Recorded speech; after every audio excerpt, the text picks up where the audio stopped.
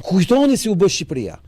Investoi Austria 50 vjet, perandroi austro-hungareze, për të blerë shqiptarët që thoni jemi shqiptar. Mos u habisni për këtë që ju them. 50 vjet jeshdash perandroi austro-hungareze që të suportonte ekzistencën e një rilindje kombëtare me Skënderbeun si figurë, që ne të mos e qunin veten turq, mos e qunin vetëm grek, mos e qunin vetëm slav, mos e qunin vetëm latin, por të quheshim shqiptar. Kanë pagu libra ata në mënyrë sekrete që i bënin gjëra në Itali apo Rumani që të mos marrin përgjegjësi vet. Dhe Austro-Hungaria ka krijuar mercenarin patriot.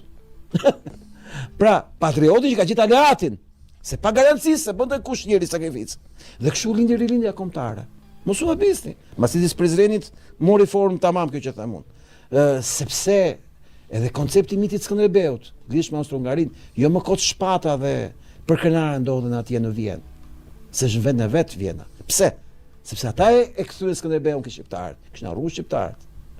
Shqiptarët nuk e quajnë më veten shqiptar. Dhe ne kemi nevojë për një aleat që të bëjmë mercenarët e tij.